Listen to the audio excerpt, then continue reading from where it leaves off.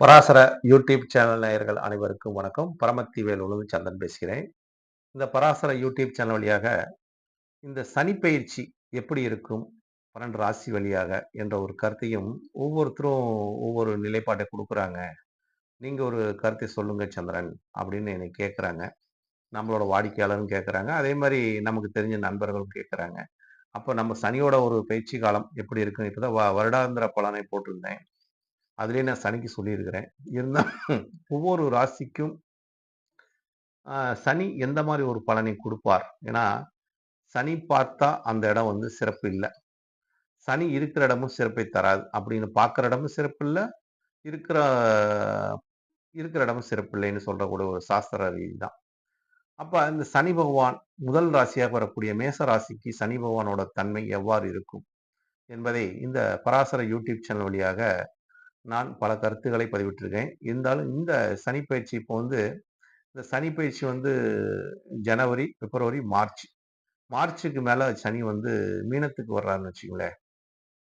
அப்ப இந்த மீனத்துக்கு வராது திருக்கணிதப்படி தான் வர்றாரு. வாக்கிய ரீதியா இல்ல. கோயில் இதுலலாம் பூஜை இதெல்லாம் நடக்காதுங்க. அதாவது இது ஜாதகத்தை பார்க்கக்கூடியவங்களுக்கும், ஜாதகத்துக்கு உண்டான பலனுக்காக இந்த பதிவை போடுவேன்னு வச்சுக்கங்களேன். ஏன்னா, பொதுவான ஒரு தன்மையை இந்த யூடியூப் சேனல் வழியாக உங்களுக்கு பதிவிட்டுக்கிறேன்.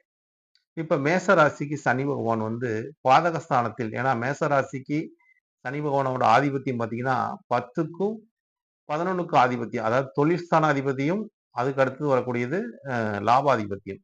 இந்த லாபாதிபதிங்கிறது ஒரு சரத்துக்கு பாதகமா வரக்கூடிய தன்மை. சரத்துக்கு சிரம் பாதகம் அப்படிங்கிறது சிர ராசியா வரக்கூடியது கும்பம். அங்க சனி பகவான் இருக்கிறது பாதகம். இப்ப பாதகத்த விட்டு சனி பகவான் வந்து 12ஆம் இடம் விரயத்துக்கு போறார்.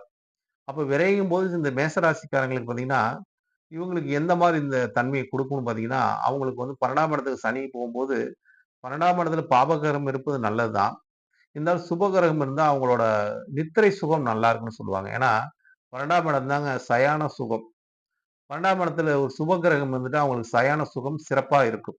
நிம்மதியா தூங்க முடியும். இப்ப சனி போய் கர்மக்காரகன் போய் 12ல உட்கார்ந்துட்டான். அப்ப அங்க சனி 12ல உட்கார்ந்துட்டா, கர்மாவுக்கு உண்டான ஒரு பலனையும், அதுக்குண்டான ஒரு தன்மையும் சனி குடுத்துக்கிட்டே இருப்பாரு. அப்பன்னா, ஒரு நிம்மதியா தூங்க விட மாட்டாரு. ஏதோ ஒரு கெட்ட ஒரு நிகழ்வுலாம் அதிகமா நடக்கிற மாரி இருக்கும்.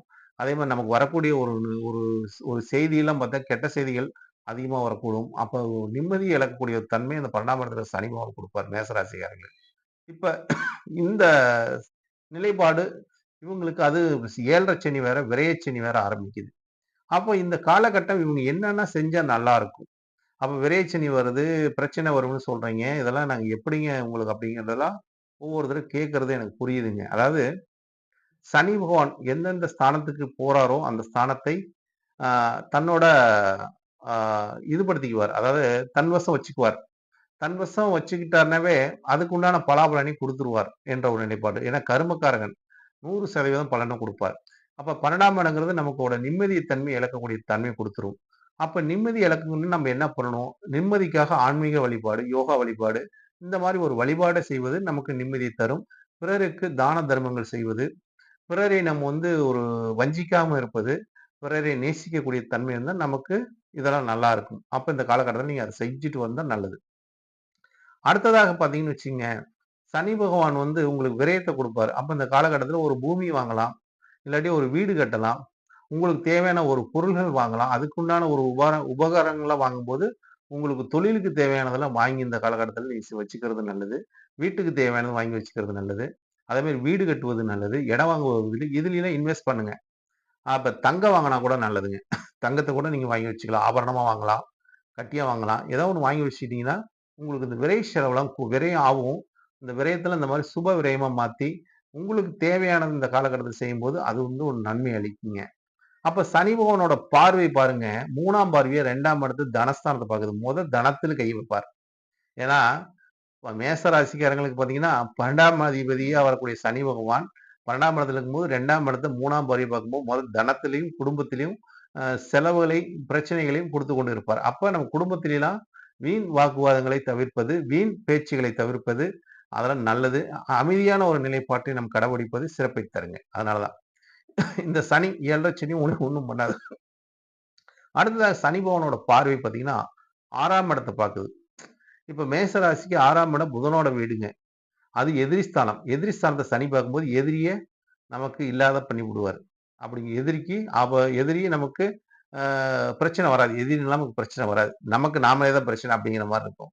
மேச ராசிக்காரங்களுக்கு அவங்களுக்கு அவங்க தான் பிரச்சனைய செய்வாங்க. அவங்களுக்கு எதிரி செய்ய முடியாது அப்படிங்கிற தன்மை சனி பார்க்கறது, எதிரிய துவாசம் பண்ணக்கூடிய தன்மை, எதிரிய அழிக்கக்கூடிய தன்மை, எதிரி எதிரியோட பலம் குறையக்கூடிய தன்மையாக இருக்குது. அப்ப இந்த இந்த காலகட்டத்தில நீங்க கடன் இருந்தா கூட அத கடன அடைக்கக்கூடிய தன்மை இருக்கும்னு வச்சுக்கங்களேன். ஏன்னா 6ஆம் இடங்கிறது வம்பு வழக்க குடுக்கக்கூடியது, கடனை ஏற்படுத்தக்கூடியது, வீண் பிரச்சனைகளை சந்திக்கக்கூடியது, இதெல்லாம் குடுக்குங்க. அப்போ உத்தியோகத்திலயும் ஒரு சரிவை குடுக்கக்கூடிய தன்மை. ஏன்னா 6ஆம் இடம் உத்தியோகம் போகக்கூடிய தன்மை இருக்குது. ஏன்னா 10ஆம் அதிபதியே வரார் உங்களுக்கு சனி பகவான். அவரு போய் 12ல அப்ப உத்தியோகம் மூலியமா ஒரு விரயத்தையும் குடுக்கும். சொந்த தொழில் செய்யாம இருப்பது ஒரு சிறப்பை தரும்னு வச்சுக்கங்களேன். அடுத்த பார்வையா அவர் வந்து எங்க பார்க்குறாரு? 9ஆம் இடத்த பார்க்குறாரு. 10ஆம் பார்வையும் 9ஆம் இடத்த பார்க்குறாரு. 9ஆம் இடங்கிறது எத சொல்லுது நமக்கு? பாக்கியத்த சொல்லக்கூடிய இடம். தந்தையார சொல்லக்கூடிய இடம். கௌரவத்தை சொல்லக்கூடிய இடம். நம்மளோட நிதி நிலைய சொல்லக்கூடிய இடமே 9ஆம் இடம் தாங்க. அப்ப இந்த 3 இடத்தையும் சனி பகவான் ஒரே பார்வையாக 10ஆம் பார்வையா கரும பார்வையா பார்க்கிறார்.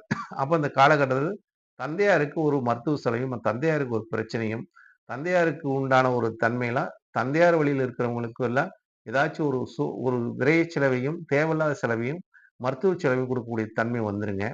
அதே மாரி உங்களுக்கு கௌரவத்துக்காக ஏதாச்சும் இந்த காலகட்டத்தில ஏதாச்சும் நீங்க ஒரு செய்யலாம்னு நெனச்சீங்கன்னா, அதுல உங்களுக்கு அவப்பெயர குடுத்துருங்க. ஏன்னா சனியோட பார்வை. நல்ல கௌரவத்த குடுக்காது. அவப்பெயர குறிச்சிருங்க. அப்ப தெய்வ வழிபாட்டை அ கெட்டியாக பிடித்துக் கொள்ள வேண்டும். தெய்வ வழிபாடுனா என்ன? ஆன்மீக வழிபாடு, சித்தர்கள் வழிபாடு, இந்த மாரி ஒரு கோவில் கோபுரத்த நீங்க கும்பிட்டா கூட சிறப்பை தரும்னு வச்சுக்கங்களேன். அப்ப இந்த மாரி ஒரு தெய்வ வழிபாட்டை மேற்கொள்ள உங்களுக்கு இந்த காலகட்டங்கள் மிக சிறப்பான ஒரு பலனையும் மேச ராசிக்காரங்களுக்கு இந்த விரயச்சனி என்ன பண்ணிப்புடும் என்று பார்க்கும்போது, இதெல்லாம் கண்டிப்பா செய்யுங்க. அப்ப இதெல்லாம் செய்யாம இருக்கணும்னா, நான் சொன்ன மாரி இந்த வழிபாட்டையும் நீங்க எத கடைபிடிக்கணும், என்னென்ன செய்யலாம் என்பதை நான் சொல்லியிருக்கிறேன்.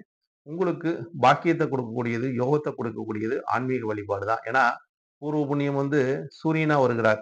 அப்ப சூரிய வழிபாடு உங்களுக்கு சிறப்பை தருங்க. அதுக்கு அடுத்தது 9ஆம் இடம் பாக்கியத்த சொல்லக்கூடியது குருவோட வீடுங்க. அப்ப குருங்கிறது வந்து திருச்செந்தூர் முருகனை நீங்க வணங்குவது சிறப்பு. ஏன்னா, முருகன் ஸ்தலம் வந்து உங்களுக்கு சிறப்பை தருங்க. ஹோமங்கள் வீட்ல அடிக்கடி நீங்க பண்ணுவது, வருஷத்துக்கு ஒரு ஹோமமாச்சும் பண்ணணும். ஹோமம் பண்ண உங்களுக்கு பாக்கியங்கள் கூடும்.